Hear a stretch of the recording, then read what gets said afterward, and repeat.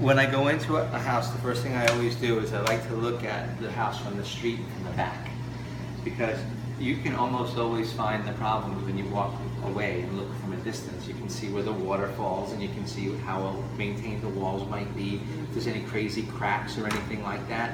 This house from the outside looks very good. Now the construction is concrete at the bottom, you know what I mean? So you've got solid concrete at the bottom and wood frame at the top. That's normal, that's what we find 99% of the time. Outside seems very well maintained. One of the nice things about this house with a townhome, one of the most common problems that I find is where the water comes off of the roof, the second story, lands very close to the wall. So when you do the inside inspection and you put your moisture meter, which is nothing more than a device I use to tell me if something's wet, if I run it along the wall in those houses, half the time something is wet because they let the water fall so close to the building. And half the time, see how if you look out in the backyard, you see how the ground goes away from the building? Yes. Okay, half the time you look outside and the ground is going upward. So that's like a bad grade, and that usually the water falling and the grade have a great deal to do with how the water is going to be around the house area. Yeah. Your building is not only well maintained painted wise and everything, but they've got great drainage control at the front and at the back. Okay. So that explains a lot as to why you don't really have evidence of like water problems in the building, and the building is 10 years old. Okay. Because when you pull up to this building, you think 2008, 2009, you don't think 2005. Yeah. And that has a lot to do with the maintenance. So that's encouraging.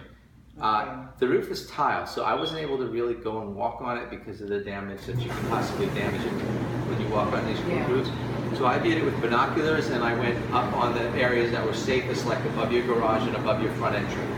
The tiles look good. These tiles last a long time. Concrete's been known to last up to and sometimes over 100 years. Now I don't think that that's going to happen with this roof, okay? So you probably have, I would say, between 30 and 50 years before they have to redo the roof. And even then, they probably just end up repainting it or whatever they're going to do, resealing it just to make sure the tiles are good. Inside the attic look very good. You have an attic access in your master bathroom walk-in closet. Okay. Okay? You don't really need to go in there, but I do because I need to see if the roof's ever leaked. Yes. And it hasn't, which is And good. there is nothing there inside the attic? Well, there's wood that you can see, and No, usually no, just looking about any like stuff like insulation. no insulation, like any can be like Storage? Storage. Okay, we'd get there eventually. Yeah. Yeah, no, nothing is stored up there. All that's up there is insulation, which is about maybe 8 or 10 inches of fiberglass. Okay. Your ductwork, like I can't see this ductwork, but upstairs ductwork I can see in the attic. Okay. Also up there I was able to look at the roof deck. The roof deck is the wood framing and the plywood that you see. And if it's ever leaked, that's usually stained. And if it's stained, I'll put a meter to it to see if it's been wet recently. There's not a stain up there, and everything looks very good. When you look in the attic, you see a firewall between your neighbor and you. And that's good too, because if anything happens with a fire, you have a two-hour firewall protecting your attic above your house. Okay? The garage door, it has an opener, so one of the first things I did when I got here was to check the garage door. Manually it opens and closes, but you'll read in my report that I'm going to say, hey, it needs to be adjusted, because if you do it manually, not automatic, but manually, you lift it up, it falls back down. You lift it up, it falls back down. So if they this needs to be adjusted. Just adjusted. When you use the opener, it's not an issue. The opener opens, closes, and does what it's supposed But to if you do. open with your hand. Open with your hands. Okay. Yeah, because I'm worried about you know, opening the garage door and going to pick up a quarter and then it comes down. Yeah. But you probably will rarely use it manually. They have an automatic release. You can pull on there to release it from the opener if you need to for safety. But there's no issues with the garage door. Haven't used that yet, but I did give it to you because it was in that drawer. Yeah. And I want you to put it in a place you're going to remember where it is, because you're going to need it. I checked the electrical. You have a main service breaker on the right side of the building. That's for the fire department in case they have to shut the power off in case of a fire. Okay, that's on the right side of the building. All your information will be photographed and in your report for you. Okay. You have an electrical panel on the back wall in the garage. I opened that up. I looked at all the wiring. It looks good. I even took an infrared scan where I took temperature of the breakers and the wiring inside the panel to make sure that nothing was running hot. So the electrical checked out fine. I don't really have any electrical issues. Okay. The plumbing did too. Now, there's a couple of exceptions, but for the most part, the plumbing checked out well. Like you have your water meter in the front yard, you have a main shut-off valve to the left of the front door outside. When we walk out, I'll show you. Yeah. Okay? Very easy to find, easy to locate. The plumbing issues that I have are pretty minor, but something you should know. The disposal's not working, the drain is slow, things like that. Oh, the disposal is not working? No, and I tried to loosen it with an Allen key, but it just will not give. Okay. So you may have to replace, I don't know if you're gonna have to or not, but I would budget to replace it. Usually, What are those, about $100? Yeah, they're not very expensive. Yeah. Maybe $150, $200 installed. Okay. Okay. Okay, but that's so that you know that if you run water, the water backs up in here because of the disposal, I think. Okay. In the bathroom areas, you know how you have to caulk and maintain around the tile walls in the tub?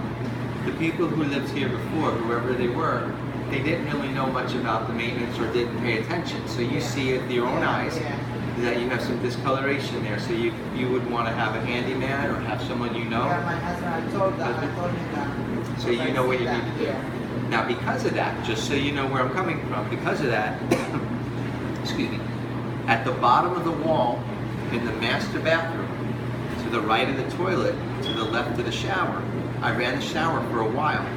I used my meter there and it's getting wet. The water, when you use the shower, is going to splash around and it gets through those little crevices and those little cracks. So you should probably have those, both the hall bathroom and the master bathroom, do them first before you start using. Yeah. Because if you don't, what could happen is you can end up with water staining the ceiling down here. Yeah, and that was the highlight of like the plumbing. Which is not that big of a problem. I consider it maintenance, so when I write it in there, you'll see it under plumbing section, but it's more maintenance. The air conditioning's cooling and heating just fine. There's no, the coils look like they should look for about 10 years old. These units on average last around 15 years. Remember I said mathematical? Yeah. This one, the only thing that I see is it could be cleaned up a little bit. You know, the filter could be replaced. It's a little dirty. There's a little bit of dust underneath, a little discoloration. So bring in your air conditioning people, whoever you use, They can clean that. have them do a cleanup. But as far as performance, installation, and everything that I see, there's no reason to think that this is going to stop working on you tomorrow. Okay. It performed well. We go by temperatures. So remember upstairs when we were bumping into each other a little bit? I said, I'm going to run it and I'll tell you the temperatures later. Okay, the temperature, what they call a temperature differential and cool, which is the cool setting, that's the setting you really will use the most, the one you want to work. The inside room temperature was 79 and the air coming back was 59. That's a 20-degree difference. That's exactly what it should be, 18 to 20 degree, what they call split. So that's good. When I ran it in heat, in a matter of 20 minutes, I had about 102 degree air coming back. Okay, so we know it cools and heats good. Everything else in the building is you see what you see is what you get. Just change and also adjust the garage door. Yeah, the disposal, the garage door, the maintenance upstairs. Okay. This house looks like it's got a lot of potential. I think whoever had it, the reason you even have some of these issues is that they just didn't know how to maintain it. I look for major problems, like for example, Chinese drywall or contaminated drywall, evidence of problems. There's no evidence of any problems like that here. Okay, so I'm not going to recommend any testing for anything like that. Okay. And the control panel for that is open the back. Like you want to change? The disposal? Yeah. Well, you got two options. You have a switch here. Okay. Right on the right side, there's a switch, and then there is a breaker in the panel. Okay. See the switch here? That's your switch. We have a picture right here. Can you see the switch, right? You want to see it? Yeah. Oh, that's switch on the side. But it's not working, right? Well, yeah, it's not working because you're not able to spin it, so it's seized up. Usually that happens when you don't use it for a long time. Sometimes you can break it open and it will work. Other times it's stuck. And sometimes you put ice there and they can start, because it happened to me. You can try the ice trick. Yeah, That's nothing wrong with that. But it's not working anyway. It's not working right now. Try taking it into the operating room with the ice and the Allen wrench and everything, and if you're not able to revive the patient, Yeah, well, they need. Then you gotta- Yeah, I need an adapter. you need it. Doctor. Okay, no problem. I think it looks like you're picking a good place. It needs a little bit of work, but there's nothing to run from here. It's a good place. Thanks, Paul. Oh, you're welcome. Thank you.